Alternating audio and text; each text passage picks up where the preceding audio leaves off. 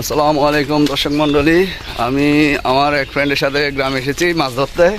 আজকে ওদের পুকুরে মাছ ধরবে, যার কারণে আমরা ঘুরতে এসেছি।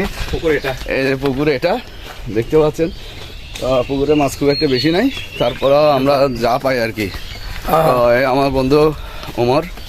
তো গ্রামের বন্ধুগুলো খুবই সহজ সরল হয় এবং খুব ভালো হয়। তারা ততক্ষণ পর্যন্ত সহজ সরল যতক্ষণ পর্যন্ত জায়গা জমি নিয়ে কোনো ঝামেলা না হয়, কিন্তু জায়গা জমি নিয়ে যখন ঝামেলা হবে তখন ওরা সহজ সরল থাকে না। ঠিক আছে না ওমর? এখন তুমি কি বলো, তুমি কিছু বলো ওদেরকে। হ্যাঁ ঠিক আছে।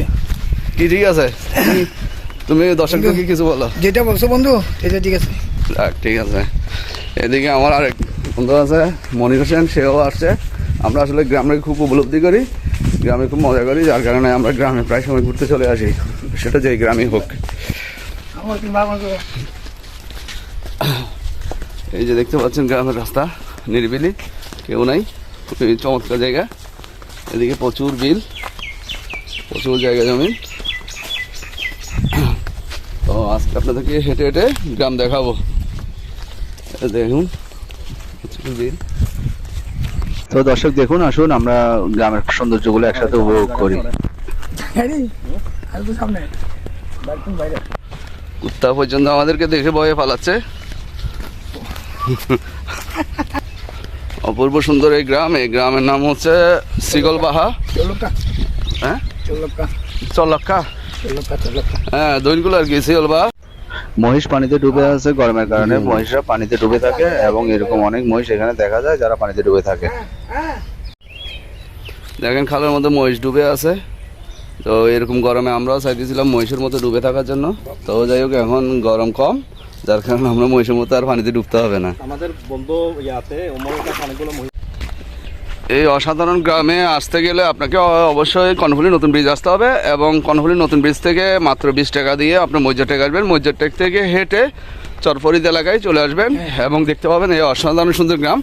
তো আমি আপনাদেরকে খুবই অল্প খরচে, খুবই কম খরচে আমি আপনাদেরকে খুব দারুণ দারুণ জায়গাগুলো দেখাই। যারা গ্রাম ভালোবাসেন এবং প্রকৃতি ভালোবাসেন তারা যেন শর্টকাটেই খুব সুন্দর জায়গাগুলো দেখতে পারেন, আমি আপনাদেরকে সেটা দেখানোর চেষ্টা করি। আশা করি আপনাদেরও মজা লাগবে। পিছনে আমার ফ্রেন্ড দুজনও আছে। আমরা প্রায় সময় এভাবেই গ্রামে যাই, বিভিন্ন লোকেটেড স্পটগুলোতে যাই, যেগুলোতে মানুষ খুব সচরাচর জানে সেগুলোতে। গ্রামের সৌন্দর্য দেখতে দেখতে আমরা হেঁটে চলেছি গ্রামে মেঠোপথে। মেঠোপথে দেখতে আসলে অসাধারণ। আপনারা উপভোগ করছেন কিনা আমি জানি না, যদি উপভোগ করে থাকেন অবশ্যই আপনারা কমেন্টে জানাবেন যে আপনারা গ্রাম উপভোগ করছেন। এবার একটু সামনে হেঁটে আমরা চলে যাচ্ছি অন্য আরেকটা পথ ধরে, এবং সামনে দেখতে পাচ্ছেন এখানে প্রচুর বিলকে বিল জায়গা পড়ে আছে এবং গ্রামের খুব সুন্দর প্রাকৃতিক দৃশ্য। এখন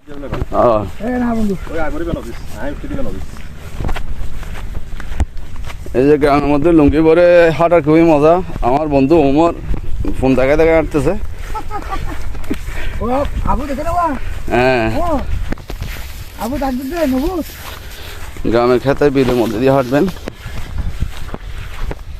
যতক্ষণ হাঁটবেন ততক্ষণ মজা পাবেন।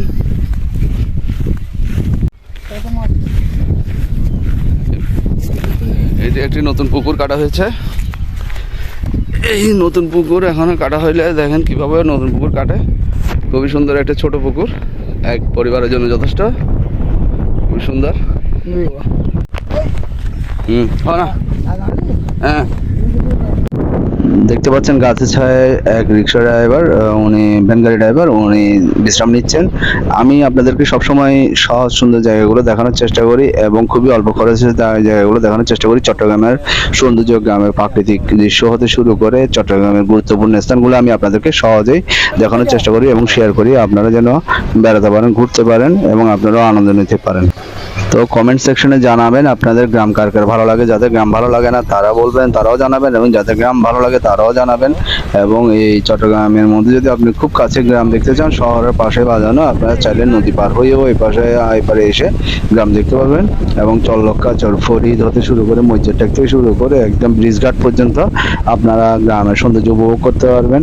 দেখতে পাচ্ছেন খুবই সুন্দর এবং প্রাকৃতিক দৃশ্য সম্বলিত খুবই সৌন্দর্য গ্রাম। এত সুন্দর গ্রাম আশা করি চট্টগ্রামে আর কোথাও দেখতে পাচ্ছেন না। তবে এছাড়াও আরও আছে, চন্দনেশ্বরের দিক দিয়ে গেলেও আপনারা দেখতে পাবেন। তবে চন্দনেশ্বর অনেক দূরে হয়, যেহেতু শহরে বসবাস করে করেন শহরের থেকে আপনারা সৌন্দর্য দেখার জন্য অবশ্যই দক্ষিণ দৈনকুলে শিকল বাই এসে গ্রাম দেখতে পারবেন।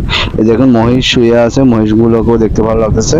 আমার বন্ধুরা সহ আমরা হেঁটে চলেছি গ্রামের পথে এবং আমরা এখান থেকে উঠে চলে যাব এখন বোটবাজার থেকে হেঁটে আমরা আবার ফেরত চলে যাচ্ছি ঠিক শহরে। অতএব আজকের জন্য এখানেই শেষ। আশা করি আপনাদের ভালো লেগেছে। যদি ভালো লেগে থাকে আবারও বলছি আপনারা লাইক কমেন্ট করবেন। আপনাদের লাইক কমেন্টে আসলে উৎসাহ বাড়ে, এছাড়া কিছু না। আজকের দিনের মতো এখানে শেষ। নতুন স্পট বা নতুন ব্লগ পেতে আপনি অবশ্যই আমার পেজে ফলো করবেন। আসসালামু আলাইকুম।